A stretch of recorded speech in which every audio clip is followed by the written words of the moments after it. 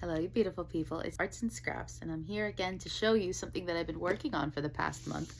This is a bullet journal, which was partially a commission. It was for somebody very close to me, actually, and they asked me to make them their own personal bullet journal. So this is probably not something that I'm going to be doing like often.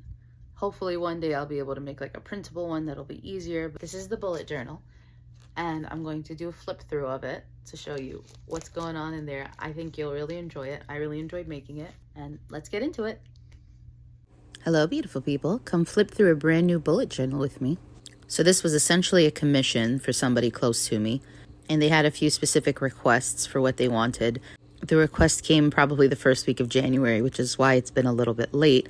And unfortunately, I didn't really get much footage of me actually making the pages, but I figured I might as well showcase what I did work on. Flipping open the front cover, I have a little pocket that I made to house a bingo card. I made the bingo card to match the aesthetic of the notebook, which I got from Michael's, and I just wrote 2025 in some vinyl. No good journal is complete without an index, and so I hand wrote everything in, and she wanted a page where she could kind of write down any quotes that she comes across that she really liked.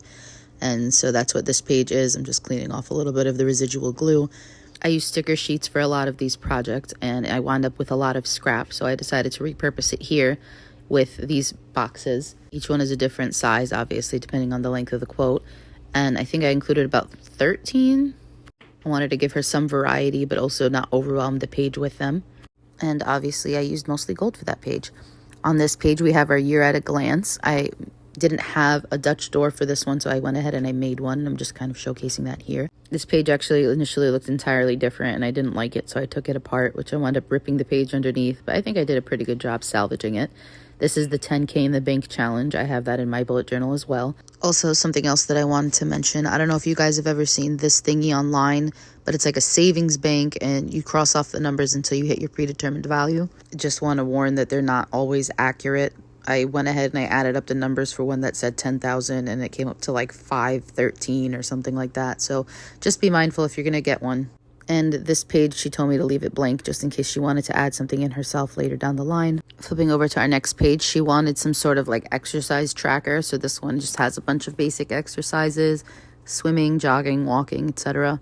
I did it in a similar fashion to how I did my step tracker, which the step tracker is also there. The days go down the row and the months go across, so you can fill it in for any day of the year. I personally like to color them in. I just feel like it's neater. This next page is a Quran tracker. For those of you that don't know, the Quran is actually sectioned off into 30 portions, and she wants to be able to read through it. So I have a bookshelf with 30 books on it. I also have that little round thing, which is 1 to 30. She could use it for that, or she could use it for something else. I just figured I'd include it, as well as a couple of pages for notes. And the page next to it, she told me to leave blank because we weren't sure what to put there either, and I wanted to make it a set and look pretty. So I made the notes sort of like a clipboard, and I did it in a similar style to how I did the notebook in my bullet journal for writing.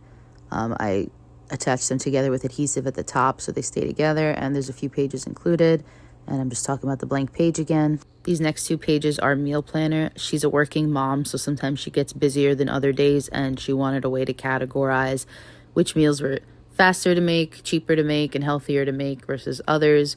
And so we included this. I think it's about 32 categories, and she'll just fill it out as she makes them, and she'll be able to consult them in a pinch. I know a lot of moms say that they always get stuck on what to make, and so this is just an easy way for her to be able to reference it depending on how much time, money, and how healthy she's feeling that day.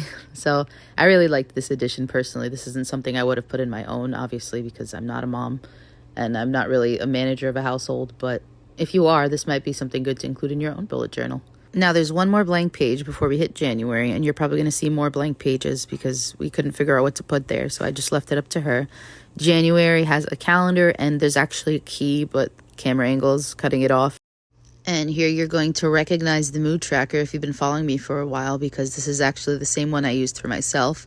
I fancied hers up just a little bit more because I thought it was cuter with the stars. The reason she wanted the bullet journal was because she wanted to color the mood tracker the way I was. I figured I might as well give her the same one so she can have that same experience. And the page next to it is blank, and you're going to see going forward every month is going to have one blank page. And I told her if you think of anything that you want to track monthly, at least you'll have that option now. And finally, we get to the planner section. So I like to split mine up into 7, which I'm counting out right now, 3 on the left and 4 on the right, just because that makes the most sense to me. I usually start with Monday, but I just started hers with the first because I wanted it to be consistent. Those little cards you see at the edge are actually prayer trackers. So we pray 5 times a day, and she just wanted to have a nice, easy way to track that. And so I just had those included on every single page. If I ever did that again, I would definitely print them directly on the page. They made it incredibly bulky, which caused a lot of pressure on the spine, and I don't think I would put the book through that again next time. Then we move on to February, and of course I had to make it pink and hearts everywhere. And for the mood tracker, it's a little bit of a spoiler for mine, but I made it a box of chocolates. I designed almost every mood tracker myself in Cricut Design Space, and I used that sticker paper I was mentioning earlier to cut it out. We had an extra page between February and March, so I figured it'd be the perfect place to put a Ramadan tracker. It's a little bit hard to see, but it includes things like prayer, fasting, tarawih, which is like a nightly prayer, charity, good deeds, etc. I also included an ayah from the Quran about Ramadan and a little place where she can write some notes. Flipping over to March, and obviously we had our calendar and our key, and I put a little succulent for the mood tracker for that month. I included blank squares on all of the keys because I don't know what color markers she has, and I figured it's better for her to be at liberty of that. Here's April along with our April mood tracker, which is an umbrella. I wanted to make the background look kind of like rain, and I'm just going to flip through really quickly for the rest of them. Here's May. It's like a little yellow silver moment. Here's a flower bouquet that I made. Also, again, I made it myself in Design Space. There's June. It includes a watermelon. If you know, you know. Moving on to July, which is yours truly's birthday. So I wanted to use my favorite vinyl for it, which is this beautiful holographic opal kind of color. The mood tracker is an ice cream cone, and I know it's a little bit bland, but it was just so skinny. I didn't know what else to do with the page. I didn't want to take away from it. Here is August. This is an aquarium one, which I designed myself. The background is just plain blue because, you know, ocean vibe.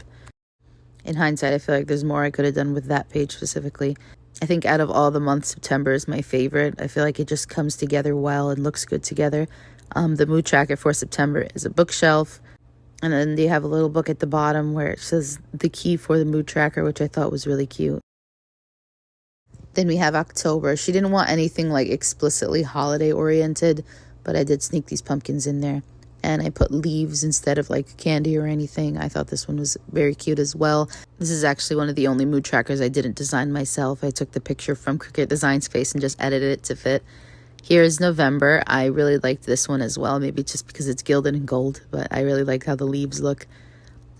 This is probably my favorite mood tracker. It's just a wreath with a bunch of fall-themed items in it. I really enjoyed making it, and I think it's adorable, and I can't wait to put it in my own bullet journal. And finally, we arrive at December. So I wanted to give it like a snowy feel, so I used a lot of white and silver. But I don't have a lot of white and silver. You'll see I only have these 2 pages. I don't know if they fit the theme. But for the mood tracker, I used a cup of hot cocoa with 31 marshmallows in it. And I really liked how that turned out. But I do wish that the page made a little bit more sense. And yeah, that's it for the months. Now, at the end of the year, I included this reflections page because she is a very introspective person. And so I figured she would appreciate just being able to reminisce about the year and just put it into words. Things like your favorite accomplishment or a lesson you learned, just a little bit of a deviation from the norm. So I liked that. And for our final spread, we have our favorite memories portion. These are 12 Polaroids, and for every favorite memory you have over the month, I like to just print out a picture and make like a sort of collage out of them. I've done this in the past where I printed it as a sticker, but since I'm going to be sending it to her, I don't have the luxury of printing out the pictures in advance. And that's it for the journal. It is very hefty, and in the future, there's a lot of steps I would take to kind of prevent it from being so thick. As you can see, the spine is kind of curling over there.